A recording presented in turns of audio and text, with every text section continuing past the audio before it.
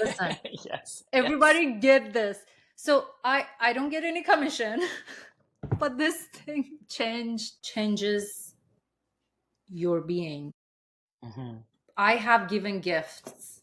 Actually, this is a fabulous gift to give, uh, Absolutely. because we had that. I remember in our class one day you brought this in, and then you brought the food chart, Yes. and then we started working on this stuff.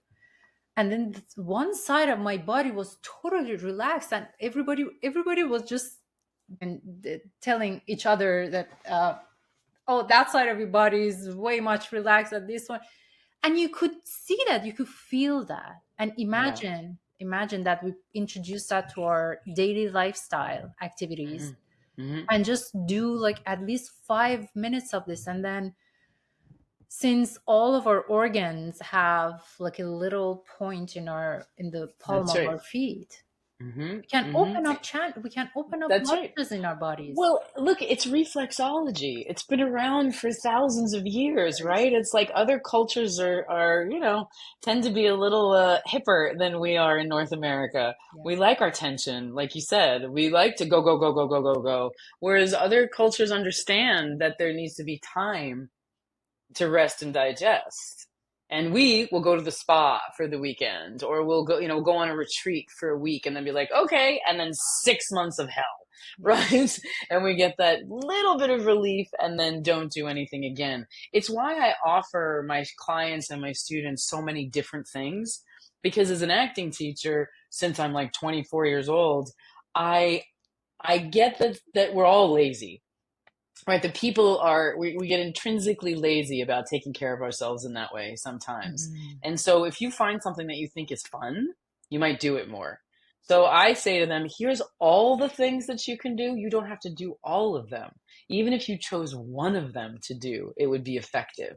But I will say that doing all of them has to include your breath. Mhm. Has to. So if you're not paying attention to your breath and you're using those things for your back or your feet or whatever it is, or you're using I think these are the best things that anybody could have. Again, these blue spiky balls, like, oh, we use them on our Have one. head. We use them in our little crying points under our collarbone, in our armpits. Like, we just don't realize what we're holding. So I say, like, use your blue spiky balls and like watch a movie while you do that, Hmm. like read, like do something so that because I know, again, people are going to tend to not do it. I always ask people, do you work out? I'm like, do you work out? Do you go to the gym? Yeah. Oh yeah, I go to the gym all the time. I said, yeah, and how long do you stretch afterwards? And they all giggle, right? Everybody giggles because I was the same. I was like, I don't want to spend an extra 20 minutes at the gym stretching. Whereas, like, that's kind of one of the most important parts of it, but we don't realize it. Yeah. So, again, if we do the work in a different way, once they experience this art of awareness with me, then something registers. And they go, I get it now. Or they'll be like, yeah, I get on the foam roller. I'm like, foam roller's amazing. That's fantastic. Maybe you can get a ball also, or maybe you can get in deeper. That can only go so deep. But the idea is that I'm making space in my body and allowing my breath. So those two things have to happen at the same time. I remember every time we started the class, we would sit and talk, and you would ask, especially we would come after stage combat to you, Oh yeah. all like, Yeah. and the first thing you would ask when we were telling our stories, you would say, "Did you hold your breath? Did you hold your breath?" And we're like, "Oh yes, we did." But first thing, so then breathing is very important, and the things that you mentioned, these can be transformative way of self-care, Hmm. other than what is marketed to us as going to Yeah, spa, do a that's right. bubble bath and Yeah. things like that. Well, look, all of those things are to relax ourselves, right? So that's good, right? We're trying to relax. But if you tell me to relax, I don't know what that means. If you tell me to consider the weight of gravity on my exhale, then I feel relaxed, right? But we're told to do these things. So we have, again, buzzwords: be present. You mentioned them all, right? Be present, authentic, relax. Like, what the hell? How do you do that? How do you do it? I need a tool. So if I know that softening my body, that I, again, can, if I think about gravity, and anybody who's listening to this or watching it right now, right, could easily inhale, and on their exhale, notice what happens when they exhale and consider that weight of gravity. Does anything change? Anything. And maybe it's the smallest little thing. Again, maybe just your shoulders just drop a tiny little bit. Maybe that jaw that you've been clenching all day softens just a little. How many clients I have that say, oh, I have TMJ. Okay, so what do you do?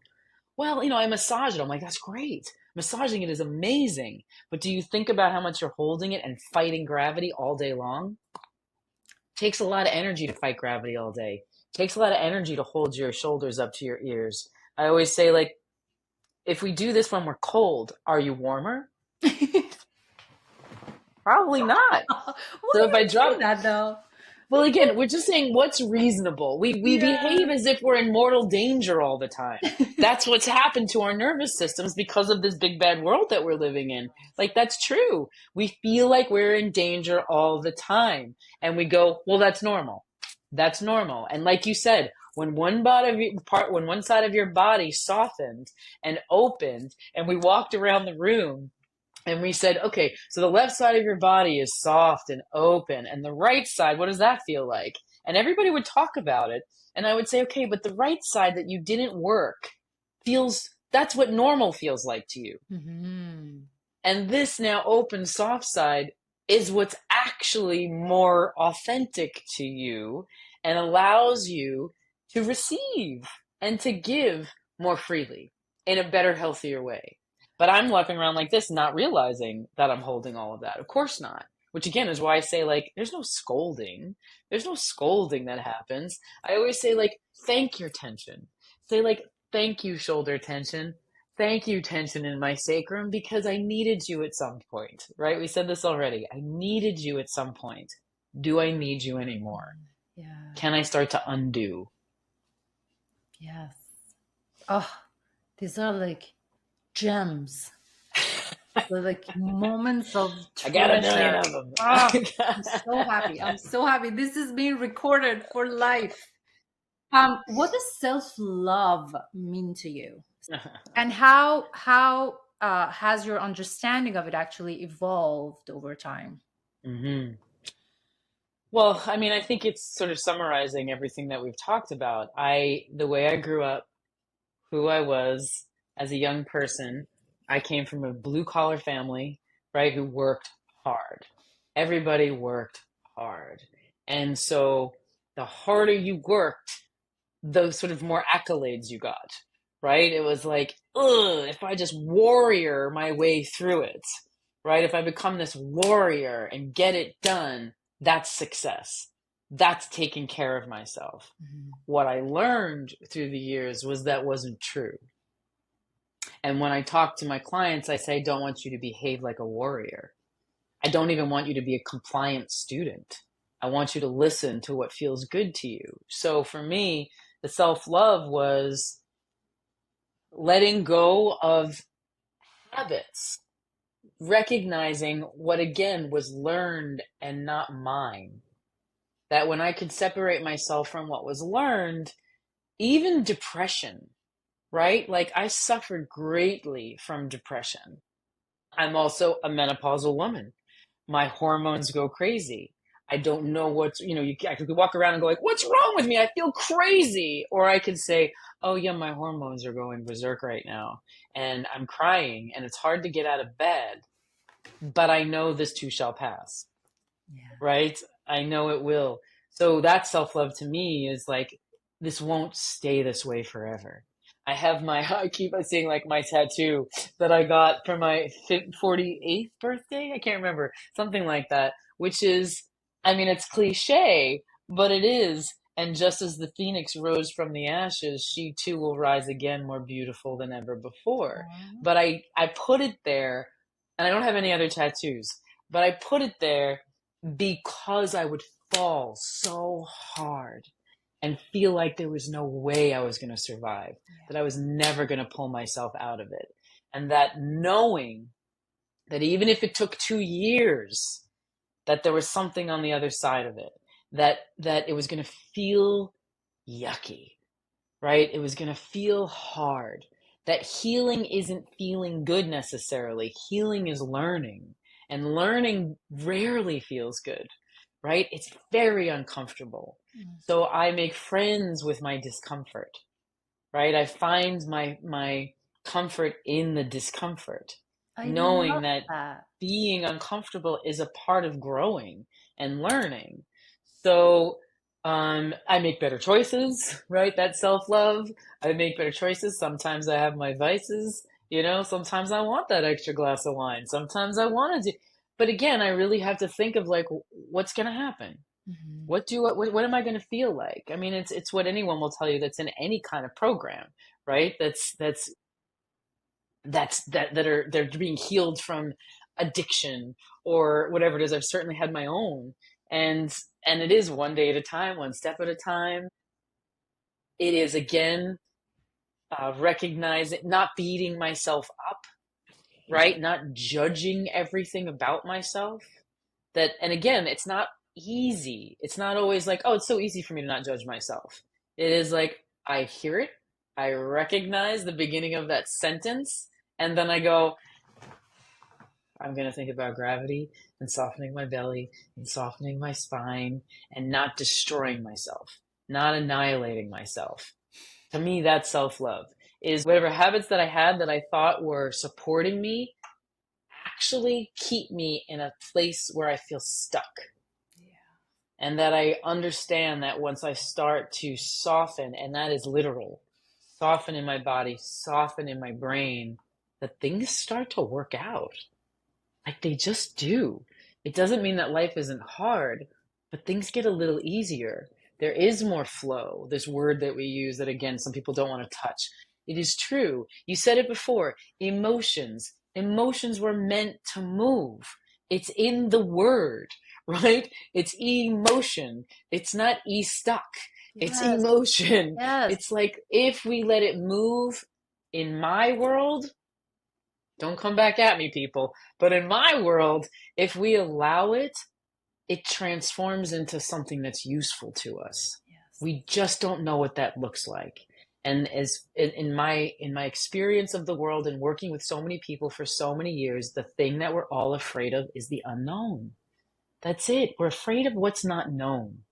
And so if we can soften into the unknown, we might, I'm going to talk for myself. I feel better. And I then just feel cultivate the better. curiosity. That's it.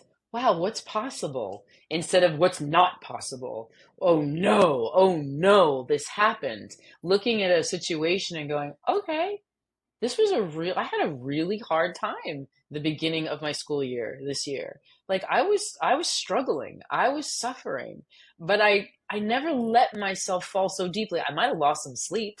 Do you know what I mean? I Mhm. might have tossed and turned a bit, but my practice always brings me back. And the practice is the softening, the connecting to my breath, and I will do a bunch of tremor work. Like I will. I say that tremoring saved my life. It really did. And I don't say that lightly. I really mean that. I mean, like I said, during the pandemic, when 30 or 40 or 50 people were showing up for this free thing that I was offering, or pay what you can, or make a donation, or whatever it was, we were getting together. I was in Vietnam when the world shut down. I was traveling the world when the world shut down. And I Mhm. was there for 8 months, and I was trying to save myself as well. So I knew that if I was in a Zoom room with a bunch of people who wanted to do, and they didn't know what Fitzmaurice was. It wasn't necessarily that they knew they were going to come and tremor and make Mhm. all this noise, but they came because the way I spoke about it spoke to them, which was, let's feel better. Let's make a bunch of noise in a room together. Yes. Let's just see what that feels like. And inevitably, I mean, people left with joy. They might have cried, 10 minutes later. They might have wept on their mat, on the floor, wherever they were, in the chair that they were sitting on, the bed they were laying on, whatever space they had. Mhm. But there was a healing process to it. And Catherine Fitzmaurice always would say, we are not healers. as teachers, as TREMs, we're called TREMs when you're a certified teacher. We are not healers, but the work that we offer is healing. Yes. And I think that's something that we have to remind ourselves of, so that again we don't acquire that guru status, right? Or try and be these self-proclaimed gurus that I can cure you. It's like you can, only you can cure yourself. Exactly. Truly. You can only help me access that That's right. I boost. can guide you. I can make suggestions if you want to do them, but it's up to you. And that's why I go back to, like, you have to want to change. And there's a lot of people in the world that don't want to change. There's many that do and don't realize that they do, right? But they have one conversation with somebody and their curiosity gets ignited, and then hopefully that leads them to Exactly. something that is helps them have more self-love. Exactly. We touched based on this a little bit earlier, paying attention and being present. Why do you think that true listening is such a rare skill in our society nowadays? And how can we cultivate it and learn how to truly listen? Well, I mean, it's all the same. It's all the same as we've been talking about. I think that it's hard to listen when we have these walls and holdings and things up. It is hard to hear because, again, I go back to being in survival mode. Most people are just living in survival mode. And so, again, the defensive nature, when you hear someone talking to you, you're already trying to plan, right? You're already thinking 10 steps ahead of what I could say rather than being in the moment with that person. Like us, right? Sitting here right now, I mean, I get that you have questions and you've prepared and all of those things, but you also, right, have to allow things to move the way they move. And again, we're scared if we relinquish the control that something terrible is going to happen. So I think that some of this is my answer today, right? Is like some of that not being able to listen is wanting to control every part of our experience. Mm. And when again we loosen the grip on having to control every part of it, and we start listening to ourselves and what's happening, we actually can listen to others if we listen to ourselves.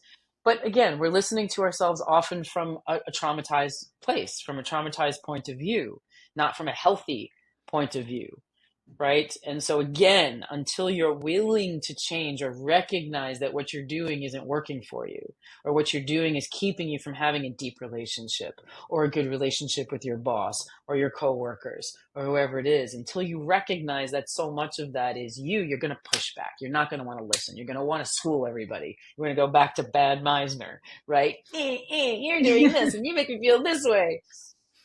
And then to listen, I mean, all the things we're talking about are the tools. Yeah. Is we become better listeners. Meisner, if we bring it back to Meisner, it is, we become better listeners when we're very curious about the person in front of us. Mm-hmm. If we're not that curious, if we don't really care what they have to say, we're not going to listen. We're just not. We're just going to want to be heard all the time. Hear me, see me, see me, see me, see me, see me. Oh, you said that thing? Okay, I had a student once who came to me after class, and he had a really good exercise. He did a great relationship exercise in Meisner, part of the technique that we talk about. And he really did a good job. But he doesn't listen very well in life. He just didn't. He wasn't applying what he was learning to the world.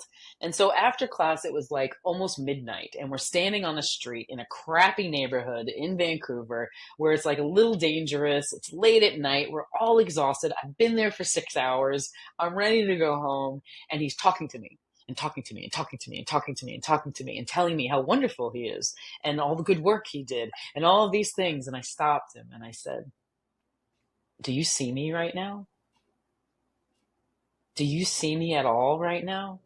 Because if you did, you wouldn't still be standing here. You wouldn't still be having this conversation with me. So when you recognize that, then I'll say, like, yes, you got it. But, I understand the excitement, but you're not paying attention to what's happening on the other side. Mm. It's why, again, I said Meisner would save the world. That technique would save the world. We have to put all our focus on the other person first. First. What are they doing? How does that make me feel? But why I combine the two is for that reason, is because if I just erase myself, that's also not helpful.